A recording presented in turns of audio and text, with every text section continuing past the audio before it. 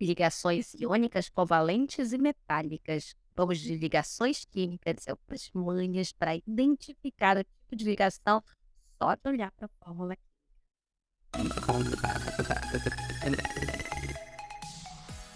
Mas antes de irmos para o tema de hoje, que é ligações químicas, tão importante saber o tipo de ligação que une um átomo é saber por que eles se ligam.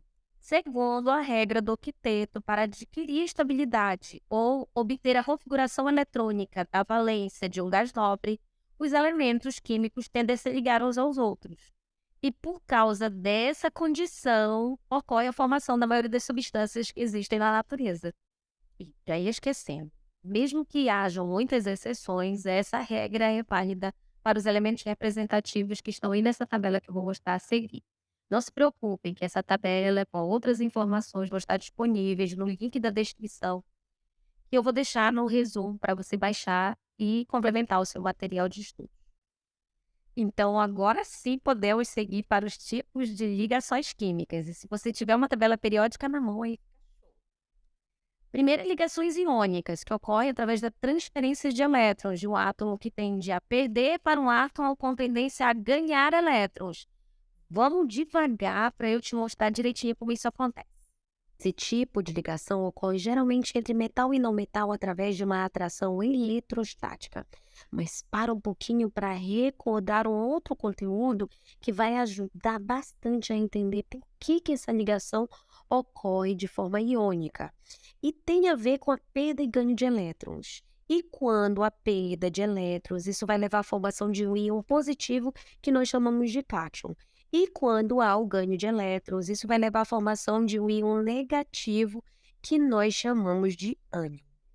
Logo, na formação do cloreto de sódio, que nós conhecemos como sal de cozinha, essa ligação ocorre justamente por causa da formação de cargas opostas. Observe que ao fazer a distribuição eletrônica do sódio, nós vamos encontrar a sua valência com apenas um elétron, aqui identificado no subnível 3s1. Já o cloro, ao fazer a distribuição eletrônica, nós vamos encontrar a valência dele com 7 elétrons, aqui identificados no subnível 3s2 e 3p5.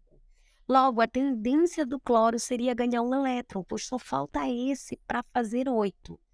Observe que nesse ponto ele vai formar uma carga negativa, ou seja, um ânion de cloro. De modo que a configuração dos átomos de sódio e cloro ficariam dessa forma. Atenção para a valência dos dois. O sódio, que só tem um elétron, perderia para o cloro, que consequentemente ficaria com 8.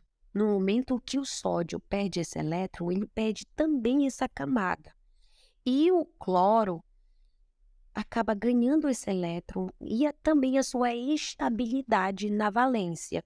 Portanto, como se trata de uma ligação de cargas opostas, eles se atraem e desse modo formam a substância salina cloreto de sódio. Essa atração que existe entre eles os mantém unidos, libera energia e faz com que um grande número deles fiquem em posições bem definidas, em um arranjo ou essa estrutura cristalina de alta estabilidade em que um interage com o outro, como é possível ver na figura. E nós partimos para a representação do composto iônico. Aqui nós podemos observar os átomos isolados e aqui a formação do íon de ambos, só de cloro. De modo que a fórmula vai ser representada da seguinte forma. A carga de um vai virar índice do outro, tá?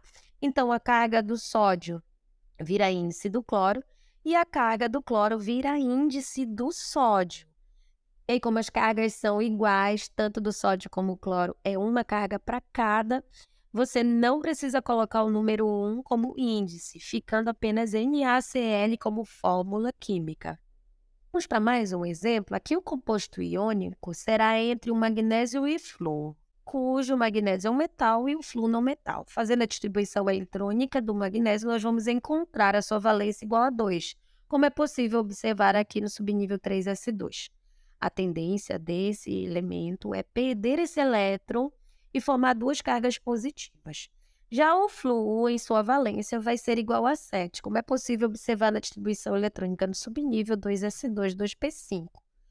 a tendência dele é ganhar um elétron. E quando ele ganhar esse elétron, ele vai formar uma carga negativa em cada um dos flúors. A fórmula do composto será MgF2. Por quê, prof? Só para recapitular. A carga do magnésio vai virar índice do flúor. Se a carga do magnésio é 2, o índice do flúor vai ser igual a 2. E a do flúor, que é 1, vai virar o índice do magnésio. Então, vamos ver se você entendeu mesmo? Agora é sua vez de usar esses 4 exemplos e determinar qual é a fórmula desses compostos iônicos. Pausa o vídeo e tenta acertar. Agora sim, vamos confirmar se você conseguiu acertar o desafio de determinar a fórmula dos compostos iônicos a seguir. Primeiro, segundo, terceiro e o quarto. Se você acertou, parabéns para você.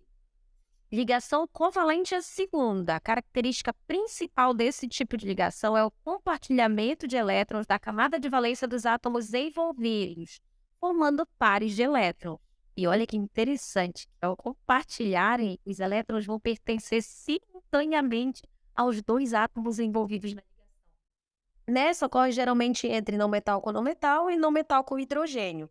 Veja bem que o tipo de exemplo que nós vamos usar é o mesmo sistema utilizado por Lewis, cujo símbolo seria o núcleo do átomo e os seus elétrons internos, e ao redor dele seriam os elétrons mais externos, que no caso é a valência.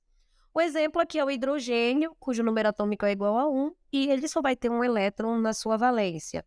Logo, ao se ligar com o hidrogênio, ele ganha a configuração do gás hélio, que é um gás nobre que, mesmo tendo apenas 2 elétrons, ele se mantém estável. E, nesse caso, o hidrogênio ganharia a mesma configuração desse gás e ficaria com a sua estabilidade mantida. E a última delas é a ligação metálica, que eu acho que essa é a mais fácil, porque ocorre entre metais através de uma nuvem de elétrons. É graças a esse tipo de ligação que é possível formar as ligas metálicas. O ouro, por exemplo, misturado ao cobre, ele ganha uma resistência muito maior e possibilita a formação de joias bem delicadas e resistentes. E se você ficou até aqui, vai embora sem deixar seu like e continue nessa jornada científica conosco. Até a próxima!